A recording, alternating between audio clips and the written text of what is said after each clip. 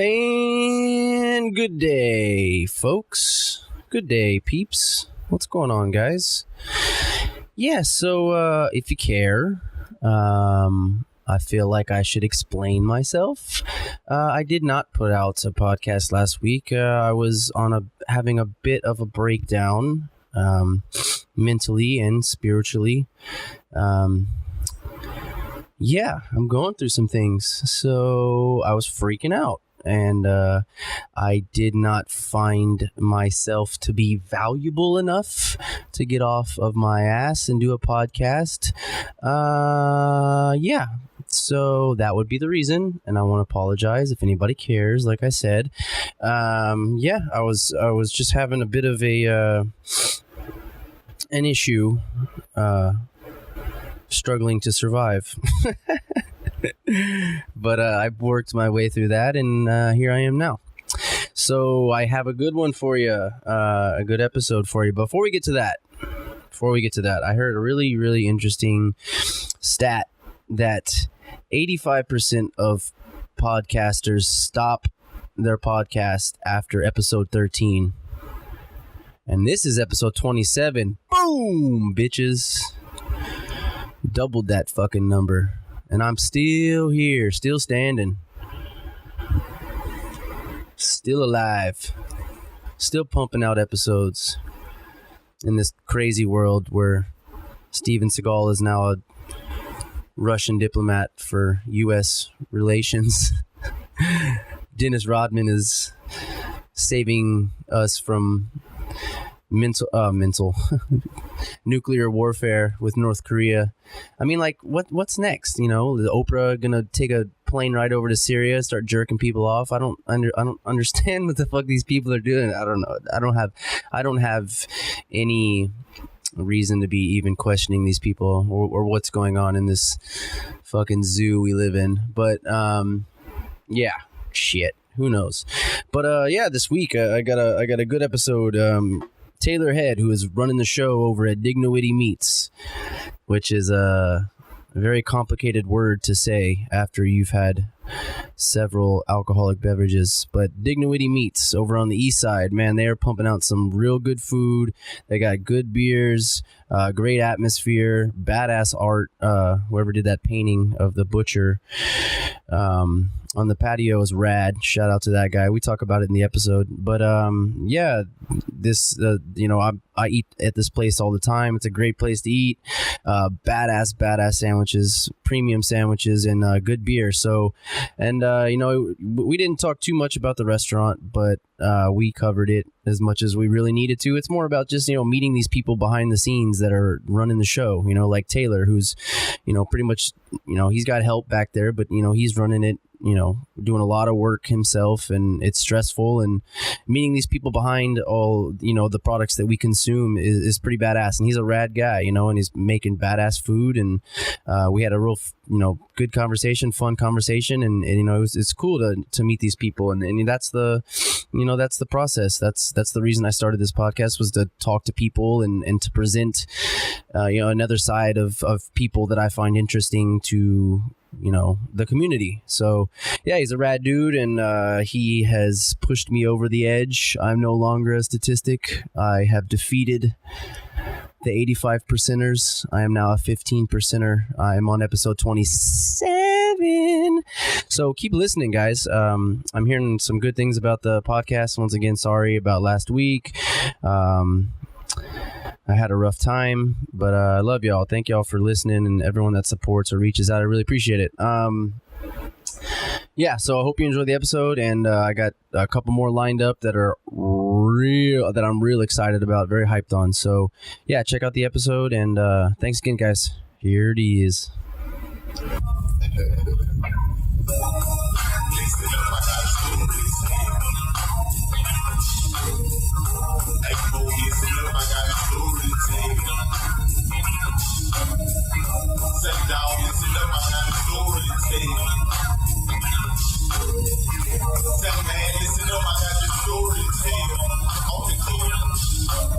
Alright, 3, 2, 1. Taylor, what's up, brother? Not much. How's it going, Shane? It's It's good, man. So we're over here on the east side of San Antonio, Dignowity Meats, and if you haven't been here, go ahead and roll your fist up and punch yourself right in the face. They have a burnt-in brisket sandwich that you have a couple beers in you, you come, drink some more beers, and then smash one of these sandwiches, and you're at the right place, my friend. So, Taylor, you're the one running the show over here, my man. You're the one running the kitchen, holding down the restaurant. Yes, sir. How did you get into the restaurant business, and why are you still in it? Is a better answer. To be honest, obviously in high school and college, you go to the bar and restaurant scene. It's easy money, minimal hours. You kind of have that freedom a little bit of choosing a schedule. If you need to call in, you can, that type of thing. So it kind of started out there. I went to college for a little bit. Didn't graduate. For what? Was it for like culinary purposes or something else? No, I've never actually pursued anything culinary per se. I've just always liked the back of the house more than the front of the house, which is funny because I like to talk to people and I like being social. It's kind of the beauty of my position now, but the back of the house is kind of where the fun's at. It's like the locker room. Exactly. It gets hectic. You can kind of say whatever you want. Especially, being in the front of the house, you really have to watch what you say in front of customers. In the back of the house, it's a totally different story. They can't hear you, anything like that. So you get a little bit more freedom when someone pisses you off to let it out that way. But that's not the main reason. I love cooking, and it's just a lot of good fun, So I invested in a food truck. That didn't really work out for me. So next move was here. Andrew, the owner, he's a really good buddy of mine, and met him through mutual friends in college, and he kind of gave me an opportunity just to come on and use this as like a fill the gap to find something else. But he gave me the opportunity to grow, and that's what I took. So yeah, I mean that's kind of a natural process though, is that's like kind of what we're like everyone is kind of scared of, is like investing so much in something and it fails, like you with a food truck, right? Right. Like before you started this food truck, you probably built it up in your head like this is what's possible, this is what's capable, much of like what we do with forecasting any direction we want to take in life, right? So exactly, like I want to start a fucking food truck, and you went through this process of failing, and a lot of times that's exactly what we're afraid of, as fucking people. We're afraid of failing. That's why a lot of us don't take these steps. But you failed, right? And then you were and you know what? That's kind of a really loaded term, but no, it's exactly failed, what it is. But then you found some other opportunity, like here in the Dignowity Meats, and with a good buddy that you're building up, and you're fucking learning new things, and now you're running a whole. I mean, did you think when you started a food truck you'd be running a whole restaurant? Like, that was the goal. Isn't that kind of a huge step in experience and knowledge? And yeah, and that was the goal. I guess my resume is kind of perfectly fit for this position in a way because, again, I've always been in the food industry. I actually managed a head shop, vape shop, for a couple years over on the north side.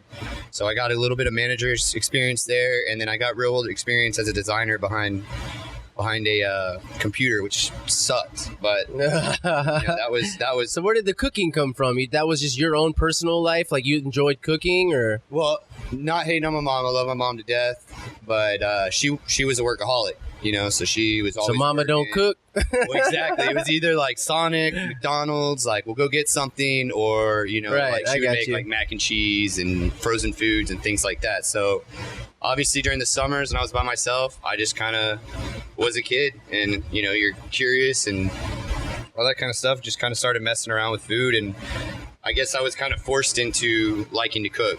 So it worked out for me. Unfortunately, I don't personally cook for myself anymore because, I'm you here have this place every day cooking all the time. So it's just one of those things that I love what I do, but I don't take my work home anymore. So even when you're home, you're not cooking? Not too much. Every once in a while, but again, it's kind of funny because I slip back into like when I'm at home, I'll just cook the easy stuff, like things I can whip together in like 5 or 10 minutes, So you're like basically that, that same person, like you're a busy motherfucker. And when you get back home, you go for it's ironic, isn't it? It's crazy. It's that whole nature versus nurture thing, like the whole nurture side of it. That's still you still kind of embody that process. Right. But you come here, and it's weird. Like, do you look at it like when you come here as Is it like passion? I mean, obviously it's got to be passion, or you drive yourself fucking crazy. Right. But you come here and you cook and you run this shit, and you have a place that offers people a product that maybe takes a little longer. You might pay a little bit more, but it's a fucking real meal. It's kind of the opposite of how you're saying you treat yourself at home, that quick meal. Here, there is like this. It's like an art form. Like you put into good food. The only reason that's going to be sustainable is if it's good food, experimental food, or fucking wholesome ass meals. Exactly. And that's why people come to places like this. Like they there's like a nostalgia to it. And it's not the frozen dinner, it's not the McDonald's, and that's what I mean. I wouldn't be here if that's what it was, so exactly. It's kind of crazy, man. It's like you have experience in doing this, but you should be fucking barbecuing on like a motherfucker, man. Well, I mean, when I do get the opportunity, or like if I get a weekend off, obviously that's what I like to do, is especially the barbecue. Excuse me. But other than that, like I get off 90% of the time, and it's been helpful with Caesar, who you've been seeing walking around here a lot. He's allowed me to take off a little bit. But before then, I was here at 8 o'clock in the morning, 8:30 in the morning, and then I was getting home till 11 o'clock. Because I live out in New Braunfels, so we shut down here at 10. Wow. We're not getting out of here from closing duties till 10:30, and then I got at least a 30-minute drive home. Well, that's not minimal hours, man. Nah. So you can understand coming from that perspective. Like, first of all, the last thing I want to do when I get home is eat, because it's I just want to crawl into bed. Right. Crawl into bed, so I wake up. Right. Eating consists of like running around and shoveling shit in your face all day. Exactly. That's what eating consists of. I'll usually stop and I used to just stop and get something on the way home, Whataburger or whatever it may be. Right. Just quickly snack, try to get to bed as quickly as possible and go on with my day. But now, like I said, I've had a little bit more opportunity, so hopefully I can kind of get back into a little bit more hobbies or things that breathe some life in you. So exactly, self-fulfillment. I have let's change it up for a sec, because I have a very important question. Who does y'all's artwork here on the patio? The butcher on the fence there, that's Nick Soup. Shout out. So I don't know if you know who Nick Soup is. I don't know who that is, but give him a shout out. Yeah, Nick Soup, you're awesome. He's basically a street artist, and he's done a lot of good things. I've seen some Red Bull projects he's done. I've even seen him just over here off of, I think it's Avenue E. I can't even remember the name of the bar, but it's right there by La Roca, and you'll see him out there just spray painting on a canvas. Damn. Doing a little project. That's the Gangs of New York? Is that what that is? Yeah, that's the butcher from the Gangs of New York. That's fucking sick. That's really cool. Y'all need to come check this out, because what's his name again? I'm not sure. The artist? Yeah. His name's Nick Soup. Nick Soup. Gotta meet this guy. What is this, an Asian? Is he an Asian? No, he's a white guy? He's a really tall, stocky white guy with long dreads. He's always got like a bandana on. I'm sorry. Really, really great guy. I'm sorry, Nick. I totally judged you. I'm sorry. I apologize. That's really sick though, man. When I first walked in, I was, oh man, look at that fucking thing. Yeah, I mean, he's like, more importantly, he's a really good person as well. He's really, really cool to talk to if you ever get the chance. I would like to talk to him. Shout out to you, Nick. If you ever hear this, get you on the podcast. We'll talk about this. We'll come eat some fucking burnt end sandwiches and talk about your work. Yeah, so let's get to you, man. Like, what's up? Why is this so appealing to you? Is it still a passion to you? Like, when you come here and cook this shit, and I mean, you've been on the news. Like, what was that like? I mean, nerve-wracking, obviously, but it's just kind of hectic, and it's one of those hyped up situations. Like, you leave there and you don't know why you were so nervous. So with the My Day essay, is that what the thing is? That experience I enjoyed a lot more than the Fox. And how did that go? So then you were asked to go, and so you to represent, and then you went. And is there, like, they just laid out the structure for you? Was everything set? Told you where to stand? That one was more enjoyable because it was more structured. Like, they would, I think her name was Savannah. I don't remember the other one's name because the other one was doing her own skits and all that. But they would go on TV and do their little sketch or whatever, and then they would go on break. And when they were on break, or when the other girl was doing the skits, Savannah, well, she would come over and talk to me and be like, "Hey, so like, what's going on here? Like, what are you trying to get out of this?" And she kind of explained what they're trying to get. So it was a little bit more like, not structured per se, but like bullet pointed of like, okay, these are what like an outline about. Exactly. So she was kind of like trying to get a feel of you so she could structure her own kind of way to approach. And at that point, it also became a little bit more personable because like the Fox one, I don't even think anybody introduced themselves. Like, so you just had to guess what you're supposed to do the whole time? You're standing,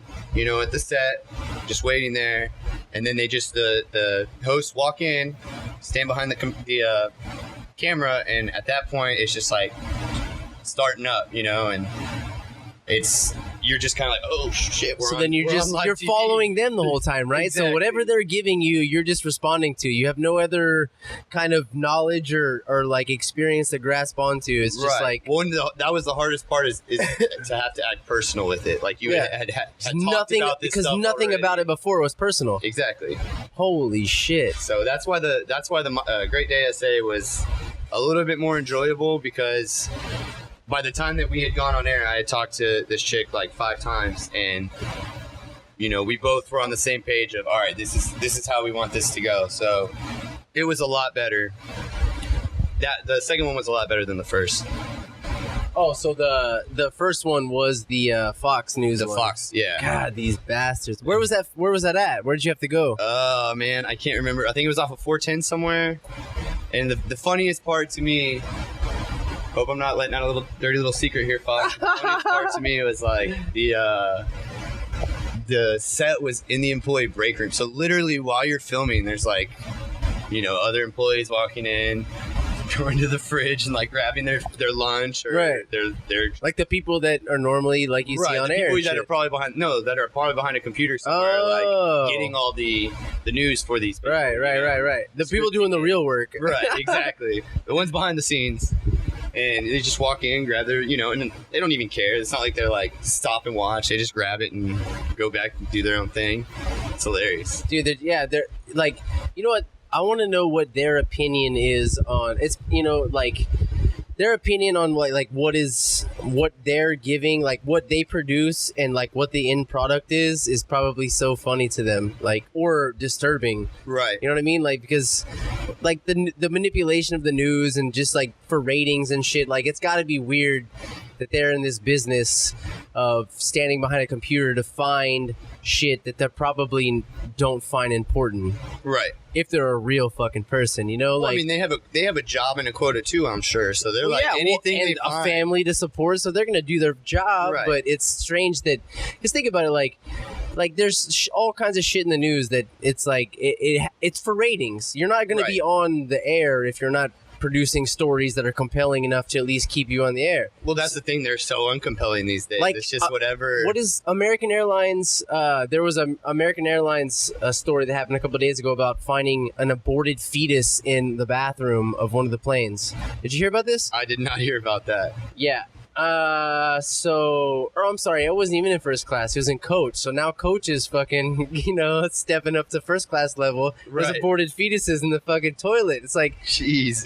Dude, I don't know. Like, what do you do with this? Like, well, I mean, can't they like DNA test and trace back to like, hey? That's what we're waiting on. There's nothing new with like the story yet so far. So it's like suspected, like the cleanup crew after they dropped off the whole thing, which it's like, the chances of somebody being the last person to use that bathroom that didn't get checked while ejecting a life form is such a small percentage. Well, and who would walk in after that, see that, and not say anything? That's what I'm saying. It's like, did somebody see that before and they just pissed on it or shit on it, whatever, and then just left and then didn't say anything, or was it the cleanup crew that was like, what the fuck is that? It looks like an octopus. It can't be an octopus. Oh, it's a fucking dead kid, and so call the cops. You know what I mean? Like, that's get a flight attendant, something, just like. And I don't know where. And you know what? I don't know. When's the last time you were on a plane? Been at least a couple years, I want to say. Yeah, they give you these shitty little like honey cookies on there, and that those are so shitty it's enough to abort any fetus, man. It's fucking dog shit. But I just can't, like, what's fucking with my head is the chances of that person thinking they can like just dump a baby off and not be found, and then actually it turns out that they made it off the flight and nobody knows. Like, the chances of that actually happening are so small. Right. There's so many people on a fucking airplane, and nobody sees this until after the plane is parked into the fucking what are they called? Where they park the tarmac, right? Well, not the tarmac. The hangar. They put their planes back in the hangar, and then the cleanup crew comes in and cleans them off.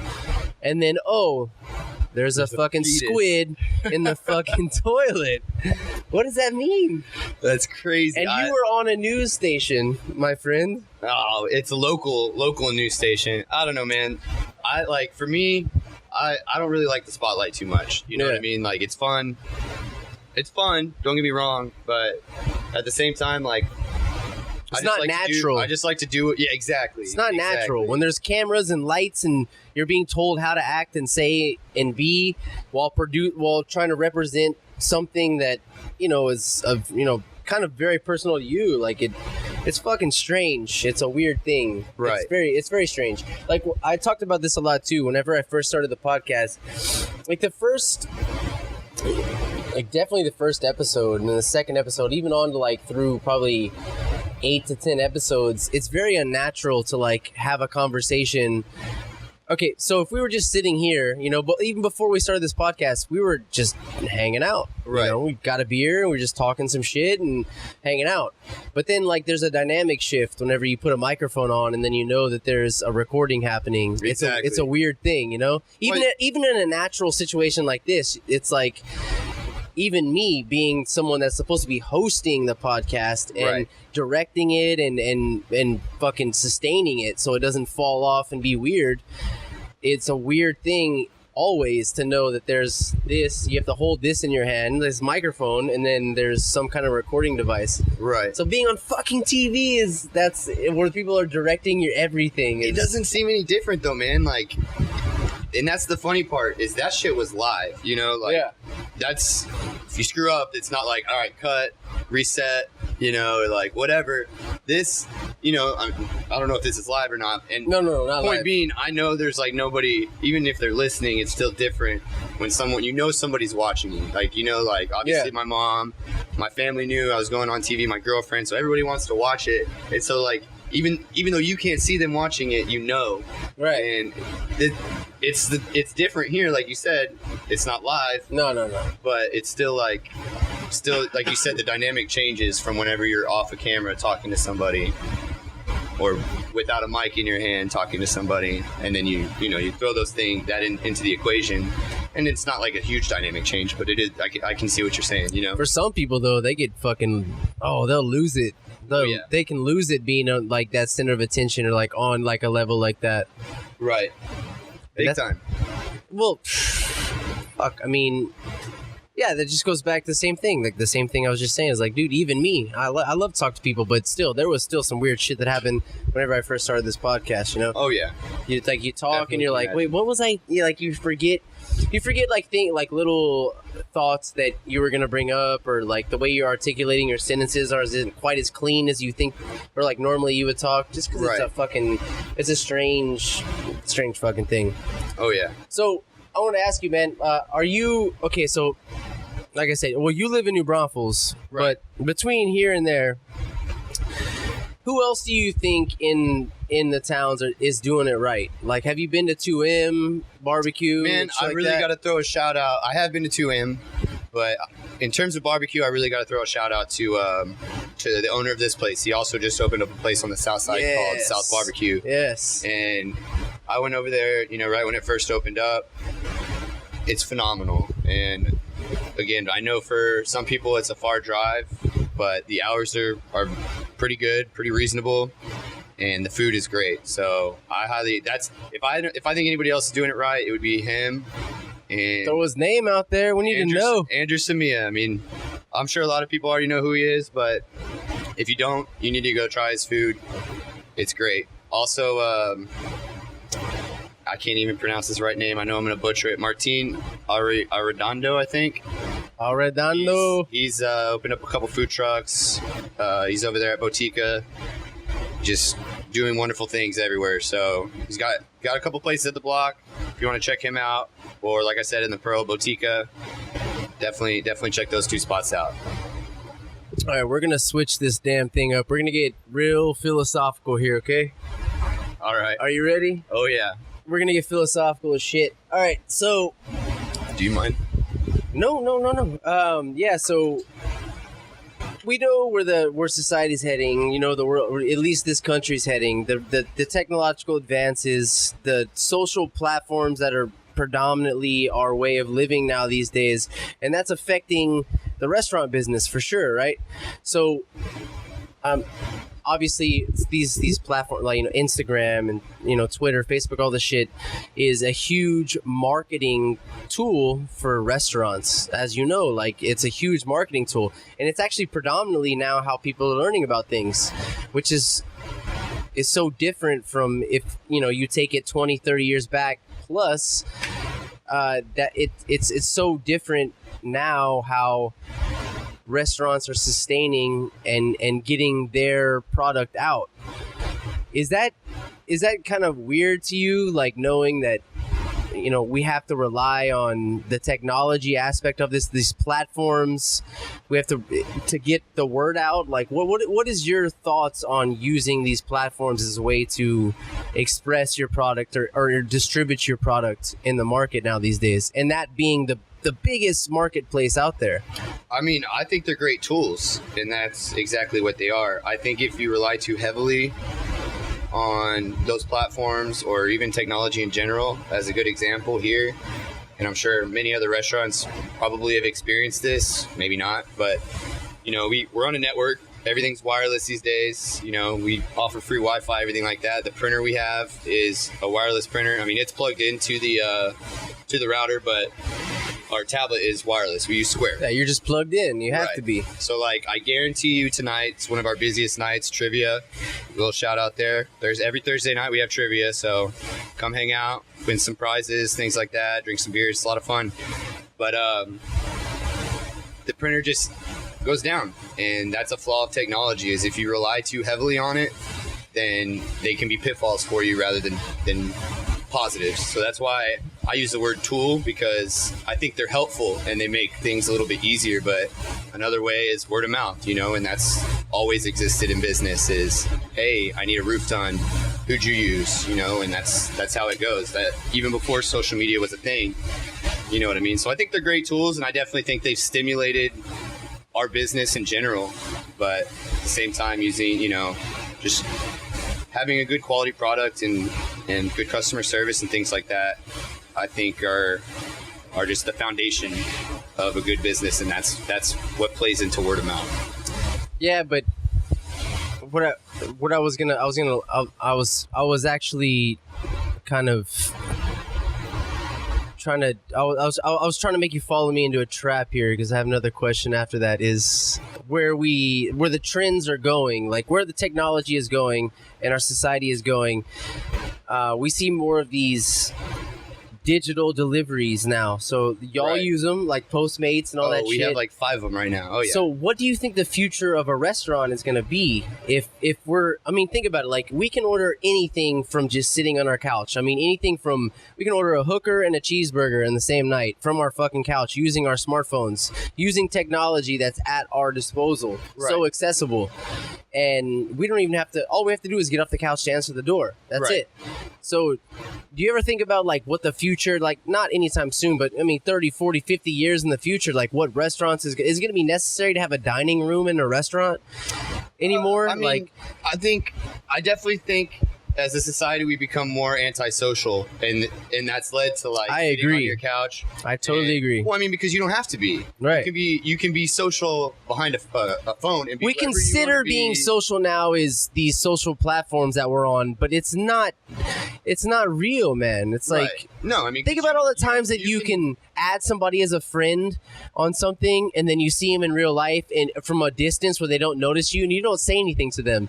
It's like, it's a strange fucking thing, man. Oh yeah, it really is, and that's the thing. So for me, I feel like everything's cyclical. Like it'll come back around as generation and generation moves on. It'll come back around, and people will get More aware. Well, they'll get more social. You know, I feel Right. like even the older our generation gets, we start to realize, like, it's kind of funny because when we started social media, like in high school and stuff like that, our parents were like, no, like, you don't need to do that. Like, it was a poison to us, right? Yeah, they had no idea. Which, in a way, they exactly. They had no idea what it was gonna but be now, doing. I bet you your mom and your dad use Facebook and My Instagram. my mom had social media before I only started social media to do this podcast. Really? I'm 28 years old, so I started first time I started social media was when I was 20. So 27 years. So I lived 27 years of my life without any social media, even through high school, all that shit.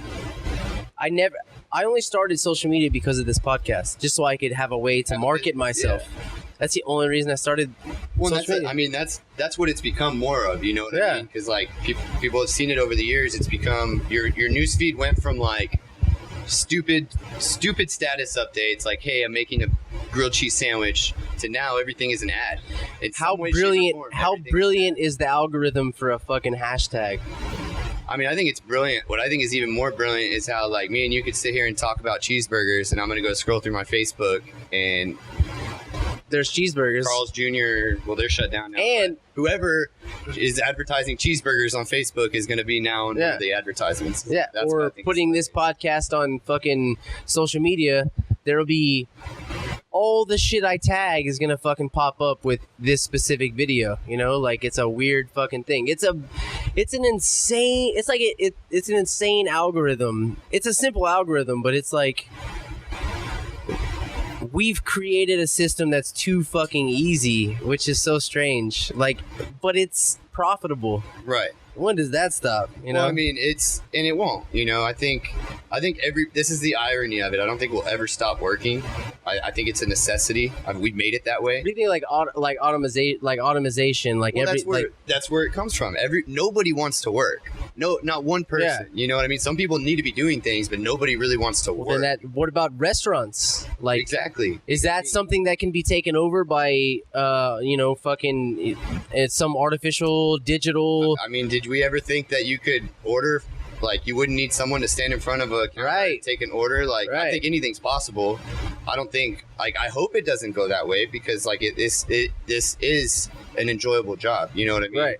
But you know what the future is the only thing that the future is technology, but the only way people are going to make money, there'll probably be some implementation of universal income that people will live off of, but after that, it'll just be the artists, like the people who go out and create things artistically or uniquely through their own merit and through their own incentive, you know, like that'll be the people, like people who cook, people who paint, people who are stand-up comedians, people who are actors and actresses, people who are dancers, people who are fucking brewers, people who are fucking pot fucking growers, you know, like just farmers in general. That's going to be the future. Everything else is going to be totally automated.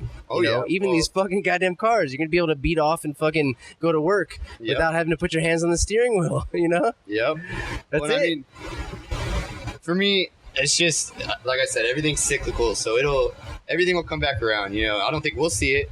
I think we might see the decline, or we're just gonna see. We're going up right now. We're gonna see the up. We probably won't even see the peak, you know, because it's gonna fucking peak at some point to where. Well, I mean, I definitely think we'll see the peak, and that's for me. It's both ways. I feel like when you're young, social media is like fulfilling, and then the older you get, you kind of realize everybody has their shit going on, and it's just a facade. You know what I mean? It's everything. Nobody ever is like, man, I'm really upset right now. You know, you get some people on there, but nobody responds to it well. Right. But when you post like, oh, hey, it's my niece's second birthday, you know, family photos. The best of life shit. Right. Which is what's so fucked up about. You know, but in the background, that person probably might have had a bad day or might be dealing with something, and it's all a facade. You know what I mean?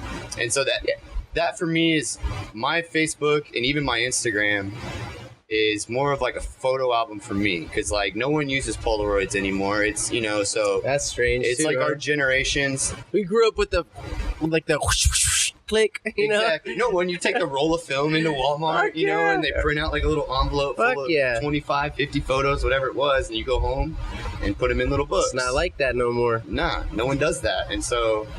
I mean, other than people that, like you said, have made photography an art form, which even then, it's still really digital. You know, it's not.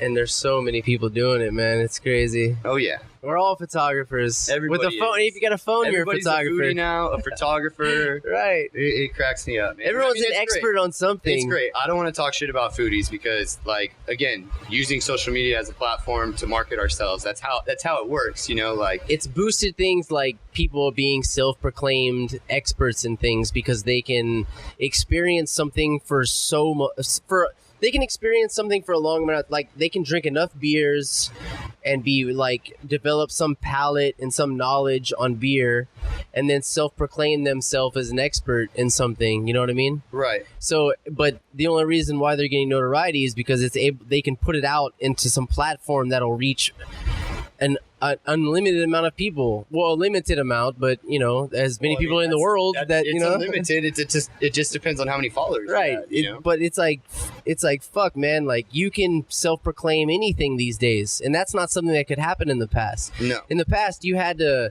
actually prove your worth. You had to prove your skill. Now these days, it's like. You could do whatever the fuck you want. You could take on any facade or any whatever you want and just put yourself out there as this person and then monetize that. Exactly. It's a strange fucking thing. It really is. I mean, and you're right, dude. Like, I think that's what's led to a little decline in college attendance is, first of all, it's expensive as fuck. And you don't even need college. Yeah, you really don't. I mean, yeah, if you're going to go be an engineer or a doctor, you can't just graduate high school. Yeah. Go read some books and go apply at a job, and they're going to be like, hey, go build this bridge for me, you know, or go do heart surgery on this guy. You know what? I bet there are people like being hired like big engineering corporations or like even in the medical field that have just can prove that they have skills and they didn't probably even go through a formal education. Yeah, but they also probably are the ones that wrote a crazy algorithm or a crazy software that was their proof. They're know probably what I mean? the ones that are aborting fetuses on American Airlines. Exactly. That's still crazy, man. It's Jeez. crazy. All right, what man. Just happened to the trash cans? Hey, we're going to wrap this up in a sec, man. I know you got some more work to do and you got to knock it out. But, man, thanks so much for doing it. I really appreciate it. If there's anything you want to throw out there, plug, any events coming up or anything you want to throw out there, just throw it out there, brother. I mean, honestly, we have live music every Friday and Saturday, Trivia's every Thursday. It's a really, really good time. Like I said, it doesn't matter if you feel like you're smart or can answer questions. I mean, it goes from entertainment all the way to science, sports, all kinds of stuff. So great time. Like I said, we have a lot of beer specials going on pretty much every day. So come out and grab some beers. Come enjoy the patio. I know it's hot right now, but especially once fall. But there's fans. There are fans. And it's covered. And it is covered. Don't be a pussy. Come out and drink some beers. Hell yeah. We got beer to cool you off, and we got food to fill you up. So, yeah, Tuesdays also is karaoke. A lot of fun, obviously. The guy that runs it is fun. He kind of gets everybody in the mood. So come out and enjoy yourselves. That's all we ask. That's what we're here for. Good food. Dignowity Meats. Taylor, thanks so much.